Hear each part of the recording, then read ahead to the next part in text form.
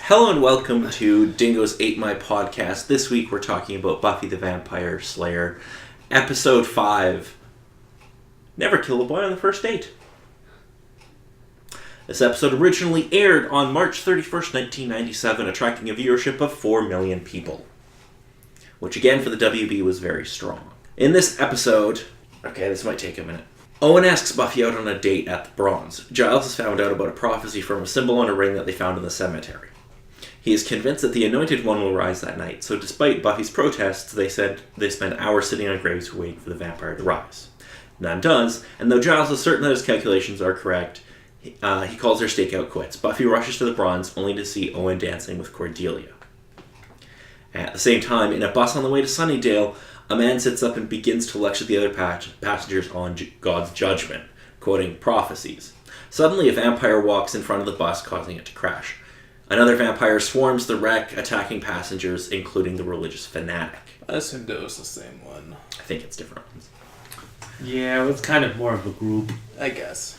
The next morning, Owen asks Buffy out on another date and gives her his pocket watch so that she doesn't miss it this time. And we get to see Xander's amazing Tweety Bird watch. And, well, yeah, Buffy was also making up some really lame excuses to why she couldn't be there. No, her excuses were perfect. Her family doesn't have clocks and her watch broke. It's perfectly reasonable. You don't have clocks. How do you know when to get to school on time? Exactly. When the evening comes, Giles shows up at Buffy's house, waving a newspaper that shows 5 people died when the bus crashed. Among them, the suspected murderer, Andrew Borba, the man who is quoting prophecies. Buffy insists on going to the Bronze, so Giles decides to check out the Sunnydale funeral home by himself. I'm sure it's not the first time he's been there. Unfortunately, there are vampires present to get the Anointed One, and they trap Giles in an office. Xander and Willow have followed him, though, and run back to the Bronze to get Buffy. There, first Cordelia, then Angel tries to come in between Buffy and Owen. Finally, Xander and Willow manage to get her to come to the funeral home by pretending to be a couple that wants to go on a daring double date, which is just really good anytime they pretend to be a couple. When Buffy figures out what has happened, she tries to ditch Owen, but unfortunately he tags along. Even worse, he is present in the funeral home when Borba rises as a vampire. In the fight, Owen is knocked unconscious. Buffy kills Borba by sliding him into the lit furnace. The next morning, Owen is excited about what they have been through and wants more. This is what he likes about Buffy, he says, and almost being killed made him feel alive. She realizes that there is no way that she can have a relationship with him because sooner or later, he will get himself killed. Giles tries to comfort her by telling what a burden it was for him as a 10-year-old to find out his destiny was to be a watcher when he would have rather been a fighter pilot or possibly a grocer. Both agree that at least the Master will be unhappy too because the Anointed One was destroyed. But in his underground lair, the Master's overjoyed as he welcomes the real Anointed One, not Borba after all, but a young boy who was on the bus with him. And credits roll. Dun dun dun. Dun dun dun! You killed my boyfriend. Actually, I'm not dead. Okay, so Buffy, a couple of minutes into the episode, Buffy and Giles are in the library doing research. Yes. And Owen comes in, and Giles just looks at him and he's like, "What do you want?" A book? Alright, library. This is a library, and I would like to take out a book. I love how Buffy's like, "You remember you work in a school library where students check out books?" "Oh, right." I thought that was a myth.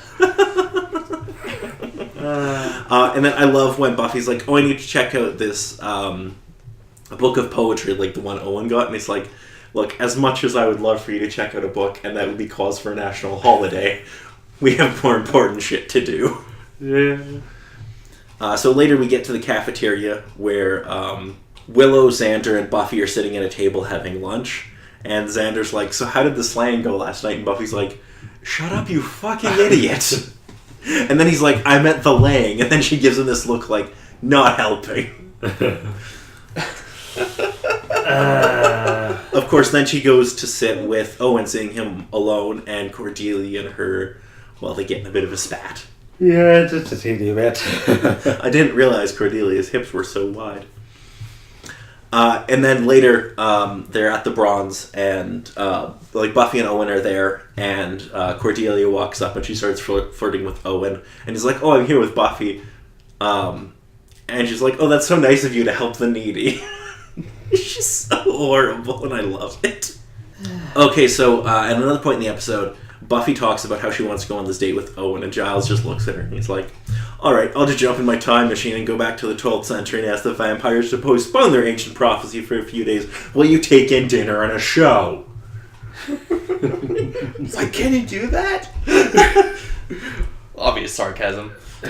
And then they're at the grave later, and nothing happens, and Giles is like, oh, fine, just leave. Go follow your hormones if you must.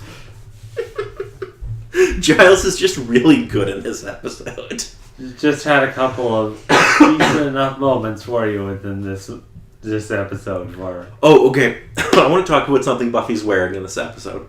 Was it that tiger shirt? Yes, it's the tiger striped hoodie. I have one note. Does Buffy have no concept of stealth? How is that stealthy? I'm not sure. Why is she not wearing black? It's partially black. It's striped black. She had a high stealth roll despite what she was wearing. No, she didn't. She's literally the least stealthy character. Wasn't she? Pretty much. Oh. Well, sitting on a grave, wearing that. A little bit of light, I suppose, but still. Maybe her plan wasn't stealth then. Okay.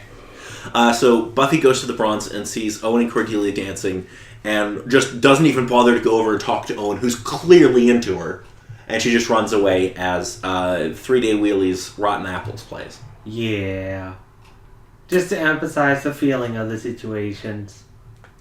Then we get the vampire massacring a bus full of people. And Xander has an amazing watch, which we see pretty quickly there. I love the Tweety Bird watch. What else do we have? Oh, okay, so Buffy is with Willow and Xander in her room. And Xander is just being, like, horrible. Because, like, she's trying to pick out an outfit for her date with Owen. And Xander's just being, like, horrible. All right, you're changing. Turn around. You'd think that he should leave the room before... Oh, even before that, he's just, like, he's such a dick. Oh, the recommendation for what Buffy should wear? Winter jacket and... And which lipstick? I didn't ask for your opinion, Xander. I love Giles comes into the house and he's like, another date? Don't you do anything else? And she's like, this is my first date, maiden voyage. And Buffy has one of the lines that will become synonymous with the show. If the apocalypse comes, beat me. We then see Buffy and Owen talking at the Bronze while Velvet Chain plays Strong, which is one of the songs in the episode. And I know neither of you know what that means. Because I don't know the band. You would. They were another one. A lot of the bands on the show were never super popular, but they were all like legitimate bands who had recording contracts. They just weren't like necessarily getting tons of radio time. Yeah. Oh yeah. Giles ends up going to the funeral home to investigate. We also have in a later scene when Buffy and Owen are dancing, Velvet Chain also plays another song called Treason. Buffy and Angel have a chat while Junkie Girl by Pretty Boy Floyd plays in the episode as well. So Buffy at one point is standing close to Angel and she says, "Bite me?" And I'm like, why are you saying that close to Angel? It seems like a bad idea. I mean, I know we don't know the twist about Angel yet, but I mean... Yeah. He a vampire. Yeah. Just like I'm kind of aware of it. Well, yeah. I mean, you've seen episodes where it's been revealed that he's a vampire. Yeah. Xander and Willow come into the club pretending to be a couple, and it makes me so happy. They're so good together. It's funny. Good within the sense that you're actually somewhat of a decent couple and it can supposedly work, aside from the fact that they're in school and the fact that all the other particular things don't allow that to work, or... Good as in it's really funny. Yeah, I figured as much with you. And honestly, I'm not going to spoil anything, but maybe we'll explore a little bit more of them being a couple later. Yeah.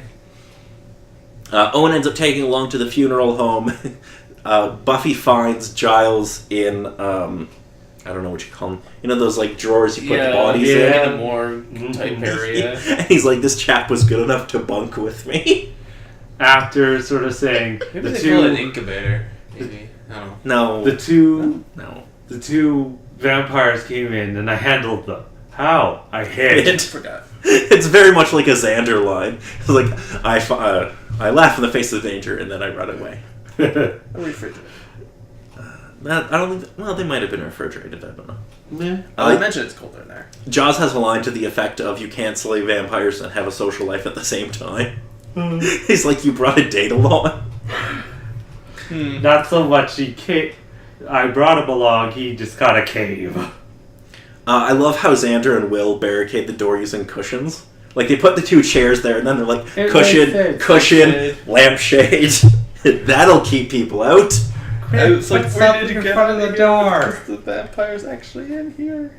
So we find out that the body in the viewing room is a vampire, and Giles gets knocked out, and that's the second time it's happened in the series. Buffy gets mad when she thinks that the vampire has killed Owen, and she says, you killed my date. And then Willow's like, Buffy Owens, and then Xander's just like, give her a second. Yeah, she's on a roll. Give her a sec. The vampire gets furnaced. And then we cut back to the school where Buffy's talking about like what happened with Owen when Willow and Xander took him home, and Xander's just being a pain in the ass as usual. Buffy breaks up with Owen as "Let the Sun Fall Down" by Kim Ritchie plays. We find out that Giles comes from a line of Watchers. He is at least the third in his family to become a Watcher after his father and grandmother. He says to the line, I don't have an instruction manual, and I call bullshit because you have the Watcher diaries. Which is the thing. Yes. He doesn't have an instruction manual to life, though. The Watcher diaries are meant to be like a combination of documents that are passed down from Watcher to Watcher to Watcher. Well, sure. I mean, things can change in a century or two. No. You're like, it's a joke, Justin. Fucking hell. Alrighty, so, what did you all think of this episode? The episode was good. Had a couple particular things to everything. Again, wasn't too surprised with the twist of everything in there. But on whole with everything, I think the only one thing I wasn't too keen on was, Buffy just kind of lost it when Owen sort of came in. And I was just kind of like... Which part? Like at the beginning where she's like, Owen. But he's just so Owen-y. Every second. Until she started dating him.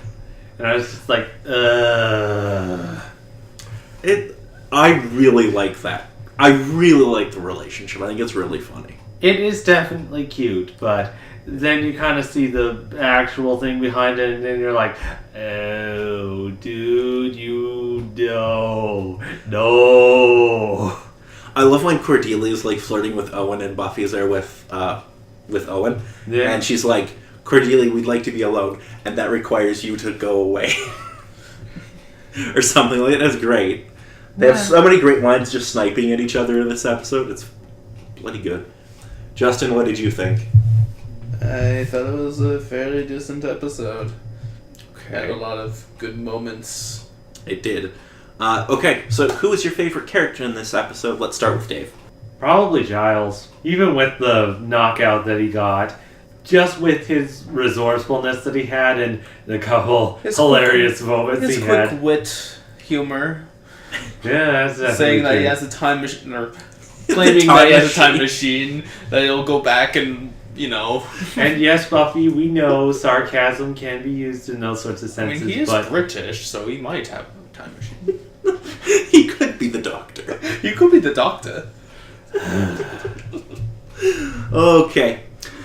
So you're down with Giles. Yeah. Justin? I would agree. Giles. Okay. I'm going to cheat a little. And mine's going to be Willow and Xander as a couple. Because it's just funny. They count as the one choice because they're a couple now. There are a couple for about 20 minutes in this episode, and it's just gold. There's just something I find that's so funny about it. That, I just love it. So, what did you think overall of this episode? Like, give it a score out of 10. Which one of you wants to go first? 9? A 9? Wow, okay, that's a big one from Justin. No, I think on the whole... Nothing bad about it, really. Yeah, that's true. I honestly think of it as kind of a build-up sort of episode where it needs to get some stuff explained, get sort of the plot going in most sort of cases. It's still good for everything that it kind of does and whatnot. Yeah, so this is the midpoint episode of the season. Mm-hmm. I think in my case it's probably sitting somewhere around 8.5-ish. Okay. You guys are a little higher on this episode than I am. I put it around a 7. Now, part of that could just be because I know what's coming later, and this isn't, it's not up to the standard. It's not as great as the other episodes coming. Okay, gotcha. Judging it against other Season 1 episodes, this is one of the better episodes, but considering what we're going to get in the next couple of seasons, it's not as good as some of that. Yeah, I do not have that foresight you have. Yeah, I know. I know. Alrighty, so, do either of you have any questions for me about what's going to happen in the series coming up? Do we have to be concerned about the other people on the bus coming back? Just the anointed one. Just the little kid that popped up in the Master's lair. Nobody else will. So when will there be new main characters? Season 2. Season 2? Gotcha. Yes. I'm not sure when in Season 2. I don't know if... They'll make appearances at some point and basically... Yeah, I don't know when certain people pop up. It might be in the first couple episodes, but I'm not sure. Okay, so next week we'll be talking about an episode called The Pack. In this episode, Xander and several other students are possessed by the spirit of a demonic breed of hyenas that wreak havoc at the high school. Xander's getting possessed by a hyena. Okay. I'm sure there's going to be a lot of laughter. Let the good times roll.